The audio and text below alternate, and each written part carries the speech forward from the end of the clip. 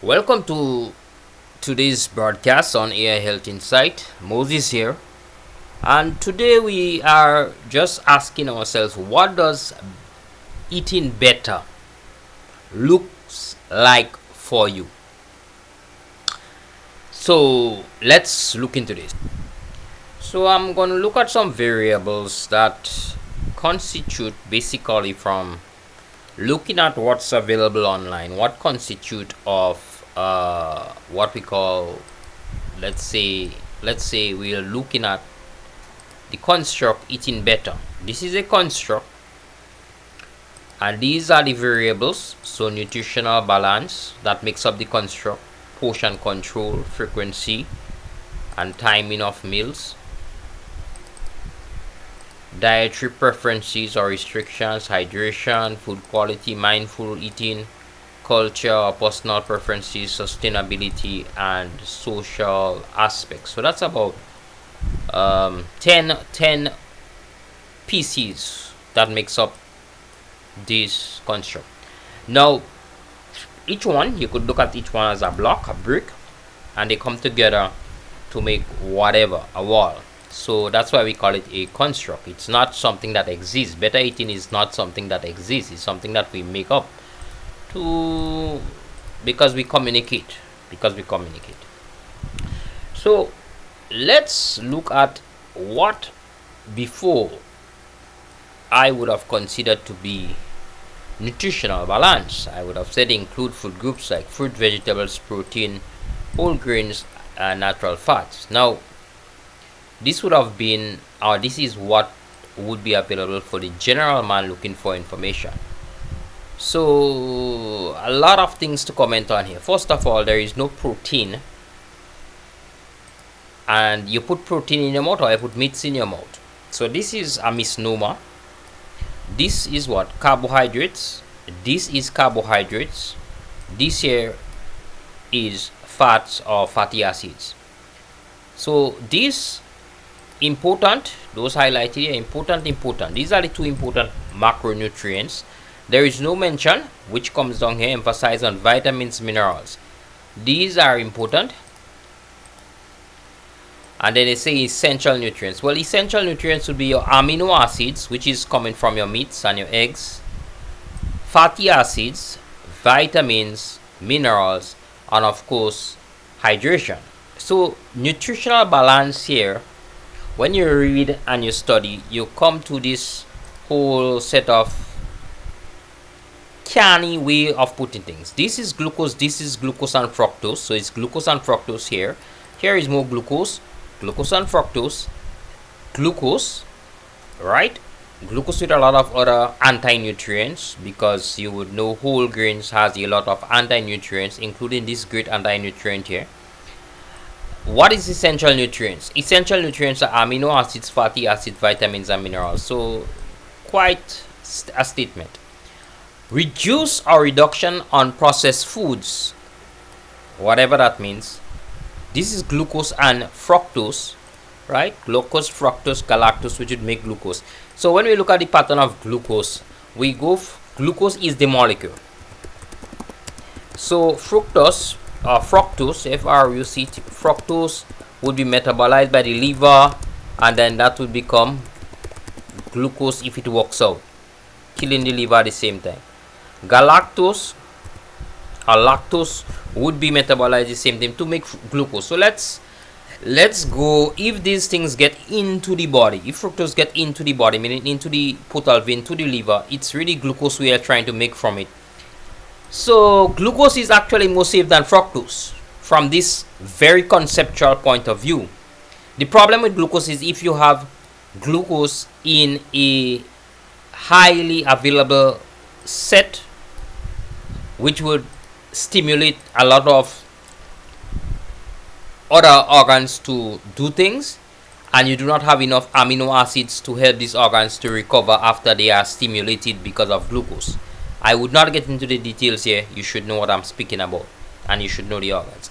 So when we look at nutritional balance, folks, we have to consider amino acids, sources of our amino acids, sources of our fatty acids or vitamins or minerals, whether it's trace or whatever vital minerals, other minerals, and trace minerals. This is what they should have had it. TREC, trace minerals. So there are three categories of minerals. There are vital minerals, we call them vitamins. They are the essential trace minerals, and so these minerals are the ones here. Vital minerals, trace minerals are the lots of little bits you need. Vitamins, we call them vital minerals, and then the category is minerals. Okay, so minerals is the category. Protein would be a representation of your sources of amino acids, and the main source of amino acids would be your meats, eggs, fishes, and things like that. That's the same thing as sources of fatty acids, and that would be your meat, fish, eggs again. So fatty acids and amino acid sources are generally the same. Meat, fish, eggs would give you both the sources of fatty acids and amino acids generally. Beef, lamb, ruminant animals, beef, lamb, goat, the milks of those could give you that when they are fermented too.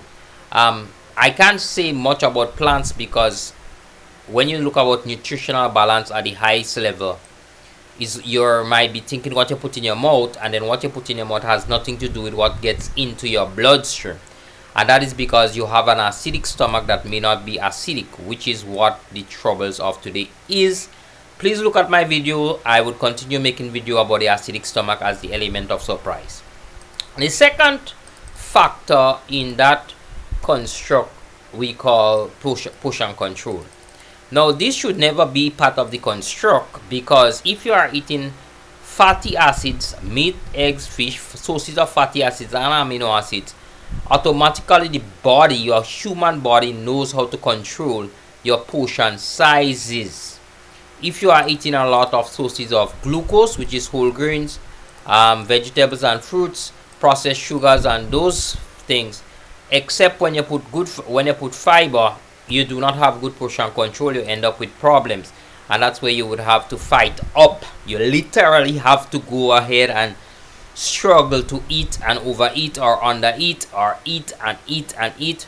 You're eating halfway and then you're coming back and eating the next few minutes, which gives you what we call a glucose consistent movement from the gut into the hepatic portal vein to the liver, leading to that supporting organ that supports the liver when glucose is moving. That organ is called the pancreas, to continuously sprout out insulin to help control the blood sugar. So you need to figure out portion control. Frequency and timing of meals, again, that comes with portion control. If you cannot control your portions, then you realize you will be always eating, always snacking. Anytime you put something in your mouth, whether it's liquid or whether it's blah blah blah, it goes into the digestive system and it would send some molecules up into the blood system, portal vein, up to the liver. That is a meal. That is supply of nutrients. So eating is literally a supply of nutrients. It is not about chewing.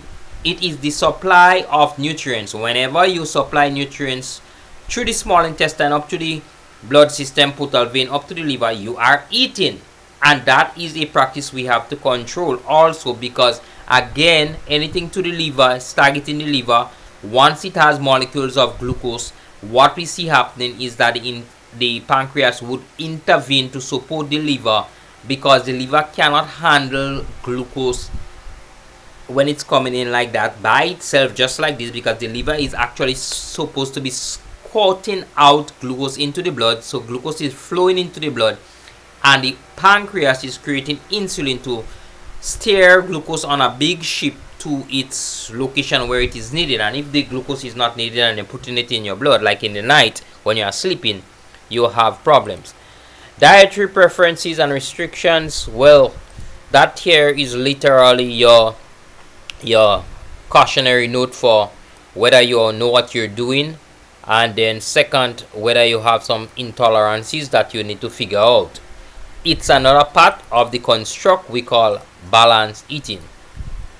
Hydration, I would have had to include this here because this is critical for hydration. It's not just about drinking enough water. It's about drinking enough water and making sure that is potassium. P-O-T, I have the spell wrong. P-O-T-A-S-S-I-U-M. I'm not here for spelling. Sodium, magnesium, even some chlorine, I think, chloride. Sodium chloride, yeah. might be important for that hydration function, which is a very important part of our functioning. Of course, this is quite good. Eliminate glucose and fructose, and of course eliminate dehydrating stuff like alcohol, which is going to hit the liver. Now dehydrating stuff here could be those things like activated charcoal, zeolite, bentonite. So binders are all, most of the binders are dehydrating because they are pulling water out of the small intestine to get rid of this stuff. So fiber is dehydrating because it's pulling water through the small intestine to actually keep it moving along because it's irritating the lining. So water is the only thing that could help it. So that's dehydrating. Yeah. So you have to be hydrated and focus on hydration from the principles of true hydration and not just drinking water.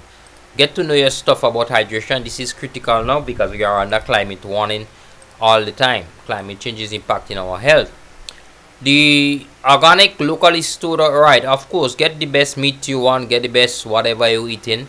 Avoid foods with preservative, additive, and excessive sodium by itself. I could agree with that, but again, so get good food, good quality food that you are growing, good eggs and stuff like that, not those things that we are making in lab that may be experimental on us. When you are eating, eat slowly, not eat slowly, but eat mindfully, I would say, because it's not just about sensation and flavors. Remember, you eat your meat and your fatty acids first, so your sources of amino acids and fatty acids first, to send the signal up to the brain in the hypothalamus, to send a signal back down to the stomach to tell it create gastric juices to digest these amino acids and fatty acids from the protein sources like meat and egg and fish. And it would also give you the satiety signals, you know, GLP-1 and stuff comes into play here when we eat mindfully and we put amino acids first. So meat, eggs, fish, and then carbohydrates, a little bit of carbohydrates last. That's another part of our doing. All right, so thank you for viewing. I would not go through all, but this is the idea of a construct. So when we look at a construct, we are saying eating better, and then we look at all the variables that could make up the construct. Of course, if you want more information or you want this slide, you want a discussion, feel free to link me based on the website there. Click in the website link, go to my website, you would see my WhatsApp, and WhatsApp me or email me. Thank you so much for viewing today.